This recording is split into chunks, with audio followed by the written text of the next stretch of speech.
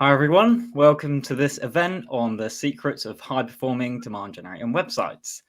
So we're Blend, who, if you haven't heard of us already, we're a B2B website and demand generation agency who specialize in HubSpot. We're one of the leading HubSpot website agencies, even holding the advanced CMS accreditation, which has been awarded to less than 1% of HubSpot partners globally. So today, Phil and I will be discussing the core components of effective demand generating websites, which is basically everything you need to know to maximize your website for commercial success. As we go along, feel free to answer questions and hopefully we can answer them in real time or at the end, or, if not, we'll take them away and answer them separately. So without further ado, I guess we'll dive right in. And I suppose the first thing to cover in this session, Phil, is what exactly do we mean by a demand generating website? Yep. Hi, Dan. Hi, everyone. Basically, by demand generating website, we mean a website that does a good job of turning some sort of interest in what you have to offer into an opportunity that's either in your pipeline or as close as possible. And it's going to do that by giving the visitor, the right visitor, everything they need in order to, willingly want to take that step to raise their hand and show their interest and take that action, so that they're, they become a high intent lead for your business. So within a demand generating website, what are the core components of that? It comes down to two things principally, and they're big things that break down into lots of smaller elements. But broadly speaking, you're going to need a platform that's performant, because of course your website needs to be available to everybody to visit. So you need a platform that meets certain requirements and expectations. And then you're also going to need a user experience that provides, as I've mentioned, everything that the visitor, the right visitor, needs in order to make them want to take that step to become that high intent lead or that opportunity in your pipeline. Yeah, nice. And I suppose essentially every website is built on a platform, right? Whether that's a CMS, website builder, custom solution. So how does that choice actually have an impact on your ability to generate demand through the website? Yeah, well, as you said, every website needs a platform. It's an essential requirement of having one. So that goes without saying. But furthermore, the platform that you build on, goes a long way to creating some of that experience we've talked about. So, the technology that underpins your website, powers your website in a way that contributes to the experience people have. And then, of course, in order to generate demand, you're going to need certain features, certain tools that you can build into your website to facilitate that end goal. And I think what's really interesting about this, although I don't want to dwell on it too long, is that, when it comes to that platform and the requirements of it, what most businesses are trying to build, what they need, is no different from every other business. Most of us need a fast, secure, reliable, available website.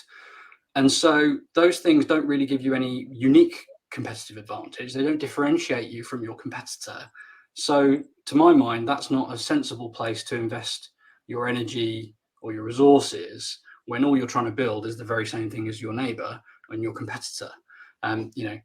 Much better to put your energy, your effort, your time, your money, your resources into creating the unique part of that experience, which of course is the user experience on the front end, as opposed to the tech stack. So I suggest you outsource that to people who are specialized in it, making sure that the platform you procure has the features you need. Because if you're spending any of your time writing code to integrate something that's fundamental to demand gen, such as forms, then you're probably not spending your time in the right places. Yeah. So you touched on UX just then. That's where you should focus your budget, right? So yeah. I guess it would be a good place to start in terms of talking about UX, in terms of what it actually is. Like, what are the core elements that make it up? Because it's such an ambiguous term that is thrown about so easily. So, what do you think? What are the elements that are involved in it? Yeah, so I think when most of us say UX out loud or we think about it, our minds go to conversion rate optimization. You're testing small incremental changes to see if they can uplift the conversion rate, on a particular button or page. But UX is much broader than that. In fact, it's everything that the visitor experiences. And when it comes to an effective website, you've got to be thinking about things like brand. You've got to have a unique, relevant, attractive, and fit for purpose digital brand. It's fundamental to everything that you put online. You've got to have compelling positioning, messaging, and copy. What your website says is just as important as how it looks. You do, of course, need an intuitive and attractive design. People trust things that they think look good, and the design will go a long way to determining how easy it is for people to use your website. So design is crucially important. All of that's got to be organized logically and intuitively. So site architecture, navigation, structure plays a role. And then in order for demand to be generated, you've got to have the methods for people to, reach out and talk to you, convert. So you've got to have conversion places and offers that are effective. It's probably worth mentioning that you would benefit from having content that helps you acquire traffic and visitors in the first place. That's not something you should overlook. And measurement and reporting are always useful. They're never a bad idea. Yeah, there's probably more things that you've mentioned in there that aren't covered, in other kind of UX places. Content, I think, is probably a main one. It's often overlooked in UX, right? Absolutely. Yeah, it's plays a huge role, but often is either forgotten altogether, or it's something that the person thinking about creating their new website, believes they can provide themselves, and therefore reduce the cost, I suppose. Yeah, and yet fundamentally, it's one of the most important parts, actually, of that user experience are the words that you read on the site. Absolutely. So in terms of creating and designing an intuitive user experience, what are some of the most common challenges that businesses face when trying to do this, and how can they be overcome? Well, good question. I suppose if I think about it at a high level, there are probably three main pitfalls, challenges to avoid. One of them we just talked about, right? If you don't give sufficient attention or weight to the brand that you're going to bring to life online, the written word, what you say on your website being so crucial to the visitor's, effective experience, and the strategy aspects, the structure, the navigation, the customer journey. If you don't give those sufficient weight and you focus only on design and development, then you may find that your user experience as a whole is not as effective as it could be. Secondly, I think something that we see fairly regularly is if you try too hard to be unique, either unique within your market or amongst your competitors or contemporaries, or for any other reason, and you go so far as to sort of eschew the good conventional wisdom, the immutable laws of UX, as they're called, then you can really make it harder for your visitors to engage with and have a successful visit on your site than easier. So, uniqueness in terms of brand and positioning is good, but in terms of website interface, it's not always as good. So that's something to be mindful of. And then I think the third one is that, a lot of us understand that one of our goals when it comes to user experience is to remove friction, to make it easier for the visitor to understand and to navigate and to travel through the website and ultimately convert. And so removing friction is, nearly always a good thing. But I think you can go too far. I think you can remove so much friction that you remove some of the structure, perhaps, from the customer journey, or maybe it would be better to call it good friction. And so I think you can sometimes fall into the trap of removing good friction. And good friction is all about there being a little bit of a barrier, a little bit of a hurdle, which helps the visitor kind of qualify you versus their needs. If you make it just so easy to contact or convert or download, or if you oversaturate the website with meaningless conversion propositions, you're not necessarily going to uphold the quality of the visitor that becomes a high intent lead, which is neither beneficial for you or them. Yeah. So in terms of, so we know the challenges, the common challenges faced when designing a user experience. So when it actually comes to putting that into place and gathering insights to develop it and inform your new user experience on your website, where do you actually go to get those insights to inform that? Well, yeah, I suppose you can go to an expert like us, but in addition, you can go to a number of places. I mean, you can't do much better than Nielsen Norman Group, who are the gurus of user experience and who've been testing it constantly for decades. And what I think is really interesting about their work is that, as we discussed earlier, when we think about user experience, we often think about conversion rate optimization and testing small changes for their incremental impact. But most businesses would do well to implement the so-called immutable laws of UX, which is something the founder of the Nielsen Norman Group talks about.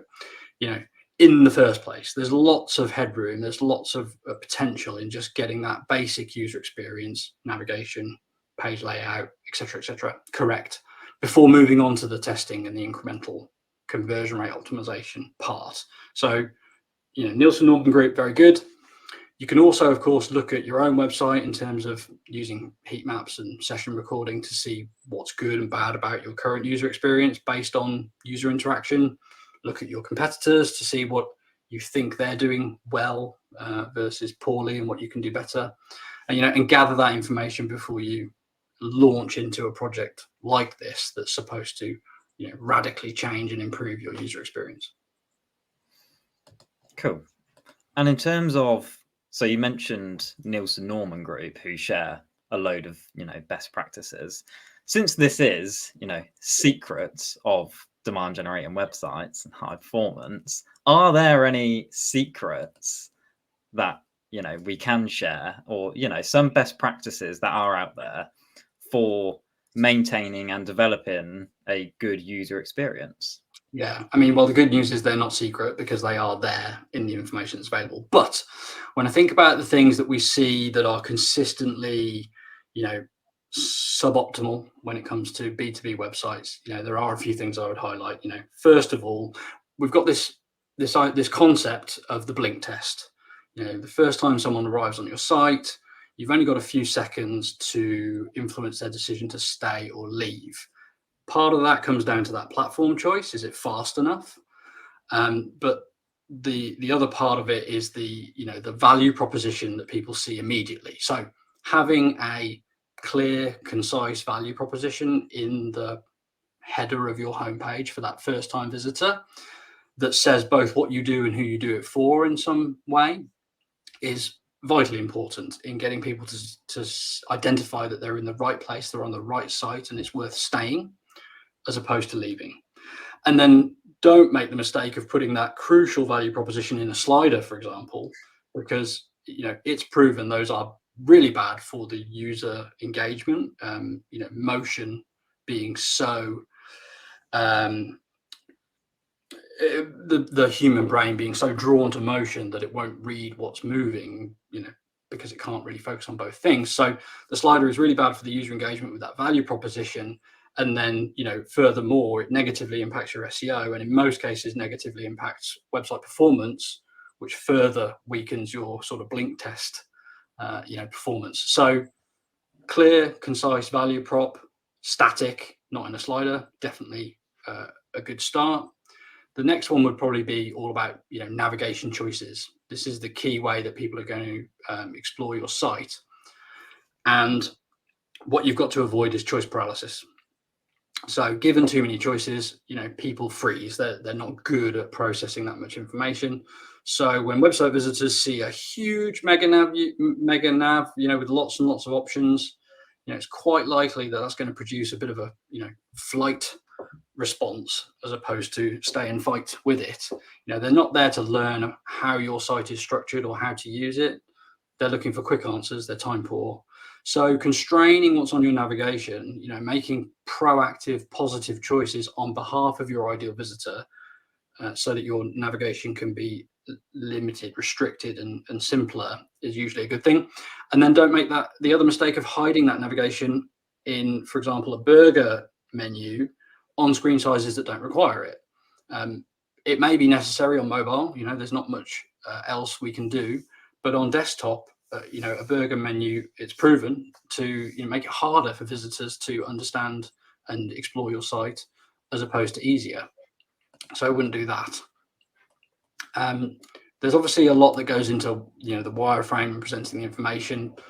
You've got to make sure that you have your social proof, you convey your USPs, your benefits, etc., etc. But then at the other end of the journey, it's worth thinking about the conversion offers that you have. So ultimately, people are going to be looking for relevant, beneficial conversion paths or routes around your site. So you need to make sure that you've put the right conversion offer in the right place. And one thing that we've seen work quite well in a number of situations, particularly for service SMEs, is that instead of having like a contact page, which is where everybody has to go to get in touch with you, and which rarely produces a high volume of quality inquiries, just taking that form and putting it, for example, in the footer on every page can have a dramatic impact on the number of people that seem to act on their interests. So they're on a page reading about a service or a product, and the form's right there, so they can fill it in, and they don't feel like they've got to explain themselves to you as they do so, and contextualize their inquiry. So that simple change, we've seen it have a positive impact in a number of situations. Yeah, it's almost that association, isn't it, with the form to the content that they're reading, and the fact they don't have to go out of their way, like you said, to describe something. I would still urge businesses to think about the right other conversion offers, demos, free trials, consultations, buttons in the sticky navigation still have a role to play, still have their place. But buyers want control. They want to convert their way when they want to and how they want to, and that's sometimes it's useful therefore to give them that other alternative option, because there are some buyers for whom committing to a demo or trialing a piece of software is just of no interest. So rather than make it incredibly hard for those people to get in touch with you, make it incredibly simple. Yeah. And on the blogging front, I mean, I've heard you do some pretty good teardowns of blogs in the past. So are there any, best practices you can give for blogging templates, layouts, that kind of thing? Yeah, content experience is vitally important when you want to use content as a method of building trust, building affinity, generating traffic, etc., etc. And again, we see similar missed opportunities again and again, which is that visitors are typically arriving from a search engine or from a social media platform, and they're there to read a piece of content and quickly see whether it answers a query or a question. They're not there to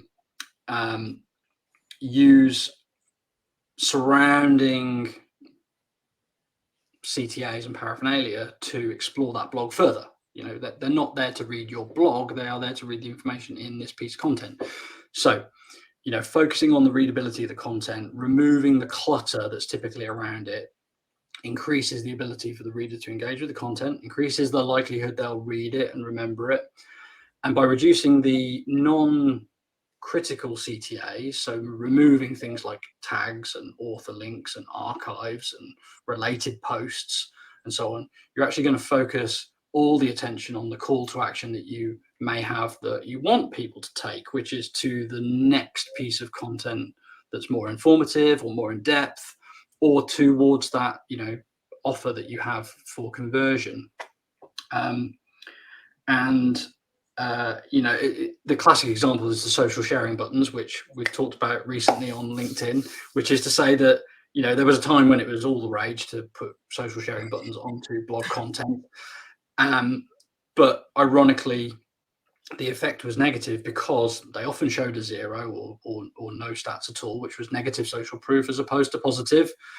They typically come with a huge performance load because they're pulling in all sorts of code from the platforms that they share to. And, above all, the people that are inclined to share content, have their own preferred ways of doing it. So they're not going to click your share button. They're going to go to their platform that they control how things look and share it that way. So they're CTAs that appear on an awful lot of blog posts, which are not the CTA you actually want a visitor to click on, and are reducing the likelihood that they will anyway. So yeah, focus on the reading experience of the content that you've gone to the effort to create, and remove more or less everything else that you might be tempted to put around it. Yeah. Love that blog teardown. I could just listen to that when I go to sleep, I think. On the CTA front, David Kelly, and I should be able to show this comment, has asked an interesting question, which relates, I suppose, to what you were just talking about. So would you suggest testing different CTAs on the same page, or is 2 options too many and confusing, i.e. demo and a free consultation? Yeah, good question. And there's no hard and fast rules, of course. But I think usually when it comes to demo versus consultation, the proposition that you're offering leans one way or another. As in, if it's something that's demoable, then people are unlikely to be as drawn to a consultation offer, which requires their time. And that's one of the things that buyers are precious about above all else, is their time. Typically, when we look at an offering or a product, you've got there's a kind of hierarchy to CTAs, which is, if one here makes sense, the one below, the one that requires more time and more risk for the buyer, doesn't make sense. So if you can demo your software, that's probably going to perform better than a consultation. But I would say don't abandon that whole, just contact us route, because again, buyers are kind of funny about their time and their control and their ownership of the process. So when a consultation isn't working terribly effective, and there are lots of examples, lots of scenarios where, putting a consultation offer on your website, doesn't have the desired impact. But buyers will still contact you by any other means, finding your email address, finding your phone number, and so on. So I'd have both of those. Do test, do feel free to test consultation versus trial versus demo. But in my opinion and in my experience, having more than one of those at the same time is confusion that buyers aren't really going to, relish. And one will make much more sense to you and to them than the other, if it's possible. Yeah, nice. Well, and on the blog front as well, Frankie has also asked a question, which I think you can definitely speak to. When would you put a piece of content on a blog versus a regular web page? Yeah, that's a great question. I suppose regular web page implies that it's part of your website. It's probably discoverable via the navigation, and therefore I would categorize it as something that's part of your commercial, offering. So if a piece of content is a description of a service or a feature, or it describes at length a comprehensive topic, then that's probably a web page. A blog post lends itself to answering that long tail, low volume, low competition, but high relevance query, where you don't need to invest so much effort in terms of illustration, design, and the sort of layout of the page in order to have the desired effect, which is to acquire a visitor from some sort of source, be it social or search, answer their question, build some trust, build some affinity, probably see them go away, but hopefully come back again and again and again as you answer more questions. So in my mind, it's usually quite clear cut, and it's about the sort of query that you're targeting and the commercial versus informational nature of it. And there's a middle ground, which is if it's not a blog post and it's not a commercial website page, it's probably a pillar page, which again should have a constrained design, because it's better to create more of them quickly than it is to spend forever refining them. But they can exist either at your root domain with lots of blog content and social content linking into it, or you can put them somewhere specific. But they're a halfway house between blog and website. Cool. Nice one. Thanks for the question, Frankie. So getting back to the UX point, I suppose now, we've had some best practices on how to do things and stuff. One of the things that gets me with UX is how to actually measure it. Like, there's no metric that is so thing. Yeah. So what can you do to measure the effectiveness of your user experience? Yeah, I mean, for most businesses, they're coming from a position to a new position. And if you're looking to understand the overall impact of your UX decisions at a holistic level, then the best measure is going to be something like conversion rate from visitor to high intent lead. So if you can be measuring that before you do the work, that's great. Lots of situations that might be MQL measurement currently, or some other form of labeled lead that isn't just a download lead or a subscribe lead. So you've got this quality lead, and implementing those UX best practices should have a positive impact on that conversion rate. And that's the way to, and that should, within a demand gen mindset, that is the sort of goal, the overarching goal, isn't it? Increase high intent leads, and that is a good measure of your UX. If you're able to fix enough other things, if you've got lots of campaigns running at the same time and you're increasing spend on paid and you're pushing out more content than ever, then you might struggle to say that an increase in high intent leads is directly a result of your UX. But website projects are often all consuming, right? And things tend to sort of get calmer while they're happening. So hopefully there's some clarity there. But of course, once you're doing incremental tests, conversion rate optimization, you can use A/B tests and you can use heat maps to measure the specific impact of something you're varying or iterating on your site, and do sort of incremental tests and improvements around those measurements. So you've got two ways to do it, depending where you are in the process and the journey. Yeah, I think. And on that point, I think, Dan, it's your turn to answer some questions, if you don't mind. So if we've done all this work to improve the ability of the website to generate these high intent leads, that's not the end of the journey for them, is it? It goes further than that. So when it comes to connecting the dots between your website and your sales function, your sales process, that's got to be important too, hasn't it? So, why is it critical to have a really fast and slick handover from this website conversion to the sales team or the sales process?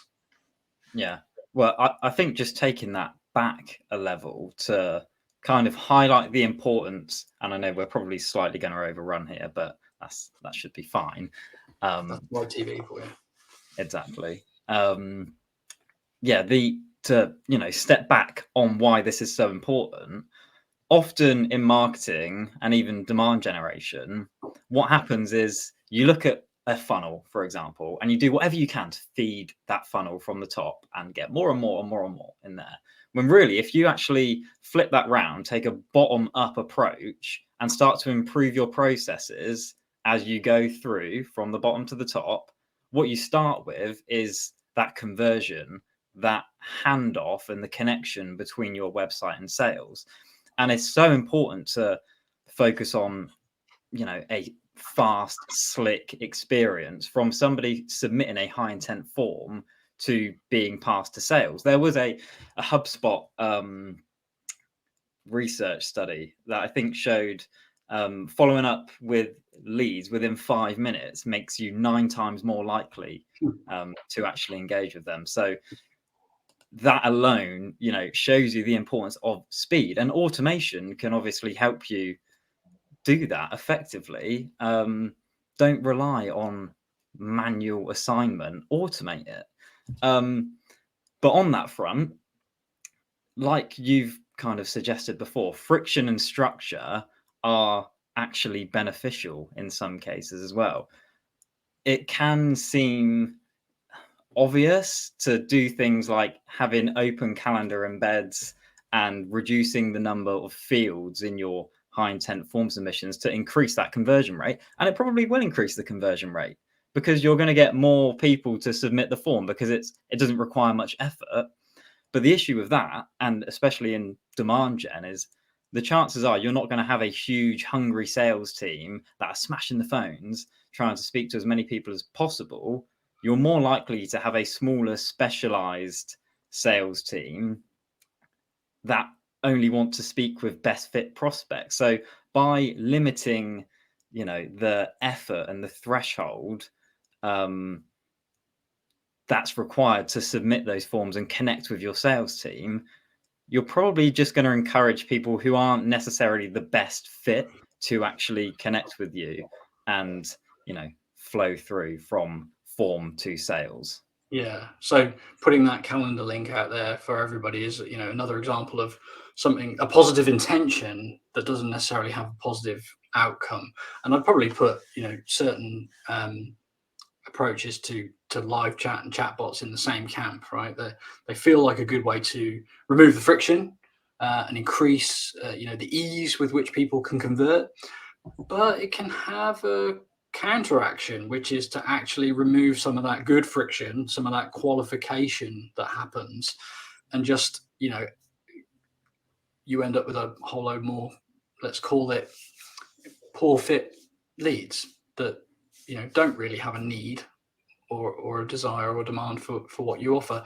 And to your other point, I think that's one about the, not necessarily having a large hungry sales team. I think that's one of the benefits of the demand generation approach. You don't have to have that large sales team smashing the phones in order to grow your pipeline and help people, grow their businesses with your solution and your offering. So I think that's one of the real benefits of, everything we've talked about today. Yeah.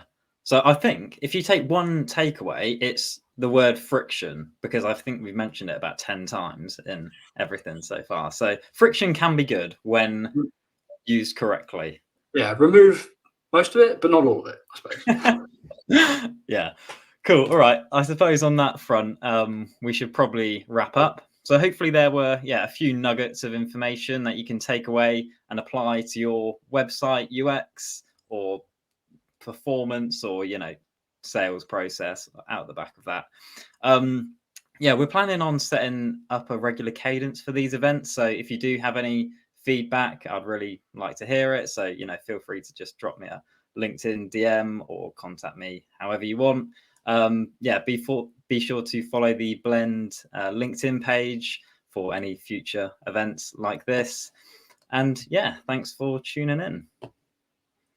See you next time. Bye-bye.